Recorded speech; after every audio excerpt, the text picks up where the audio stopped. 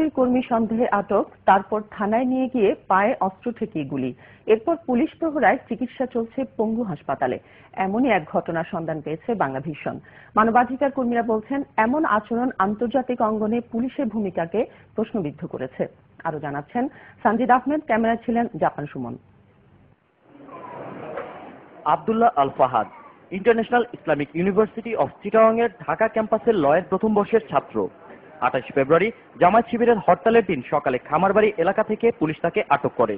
পুলিশের অভিযোগ, ওই দিন মিছিল থেকে সহিংসতা ঘটানোর চেষ্টা করেছিল তারা। অন্যদিকে ফাহাদ বলেন, আটকের পর তাকে নিয়ে যাওয়া হয় শেরেবাংলা নগর থানায়। সেখানে চোখ বেঁধে গুলি চালানো হয় তার পায়ে।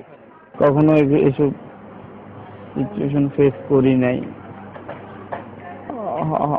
কলপারে নিয়ে অবশেষে কলপারে নিয়ে আমারে চোখ বন্ধ করে গুলি করছে পায়ের মধ্যে। কি অপরাধ ছিল আমার। শেষ পর্যন্ত কেটে ফেলতে হয় ফাহাদের সেই পার্টি। ব্যাকগ্রাউন্ড আমার সব আওয়ামী লীগের, আমার আত্মীয় স্বজন, কিন্তু কি লাভ। সেই দিনই সন্ধ্যায় একই ঘটনার শিকার হন আলমগীর হোসেন ভুইয়া।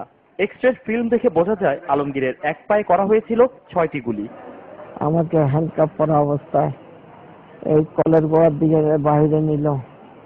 বাইরে নিয়ে একজন বলল হাঁটাই, একটু হাঁটায় নিতেই আমি অজ্ঞান প্রায় বিশাল একটা গুলির আওয়াজ শুনলাম। আমি আইন আদালতের মাধ্যমে প্রমাণ করতাম আমি নির্দোষ, আমার দ্বারা কোনো দোষ হয় নাই, সেইভাবে প্রমাণ করে আমি বের হয়ে আসতাম। কিন্তু এই বিষয়ে তেজগাঁও জোনের ডিসি বলেন, পরিস্থিতি নিয়ন্ত্রণে পুলিশ গুলি করতে বাধ্য হয়েছিল। তবে সকালে গ্রেফতার করা আলমগীরকে সন্ধ্যায় কি করে গুলিবিদ্ধ অবস্থায় হাসপাতালে ভর্তি করা হলো তার কোনো উত্তর দিতে পারেননি তিনি। থানা কি ব্যবস্থা গ্রহণ করেছে এটা তো আর থানা ভালো বলতে পারবে, তবে না দেখে তো এটা বলা যাচ্ছে না। জনগণের জানমাল রক্ষাও কিন্তু পুলিশের দায়িত্ব। তো পুলিশ এই এতগুলো রক্ষার দায়িত্বে সে আত্মরক্ষার ব্যক্তিগত অধিকার প্রয়োগ করতে পারে। ডিসির চেয়ে এক ধাপ এগিয়ে ওসি। তিনি বলেন, ওই দিন গুলি বিনিময় করেছিল জামায়াত শিবির কর্মীরা। তাদের মিছিলের ভিতর গাড়ি ঢোকাই দিয়ে তারপরে তাদেরকে করা হয়েছে, এবং যারা যাচ্ছিল তাদেরকে পিছন থেকে শটগান গুলি করা হয়েছে। লাগতে পারে বা তাদের গুলিও লাগতে পারে। তবে পুলিশের এমন আচরণে আন্তর্জাতিক অঙ্গনে বাংলাদেশের ভাবমূর্তি ক্ষুণ্ণ হচ্ছে বলে জানান মানবাধিকার কর্মী আদিলুর রহমান। আমাদের দেশের আইন শৃঙ্খলা রক্ষাকারী বাহিনীর এই আচরণ বাংলাদেশকে কোনো আন্তর্জাতিক অঙ্গনে বিপর্যয়ের জায়গায় নিয়ে যাচ্ছে কিনা।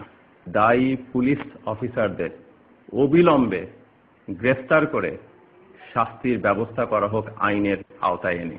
আমি 20 দিলে আমি এখন একটু শান্তি পাইতে পারি। সানজিদ আহমেদ, বাংলাভিশন, ঢাকা।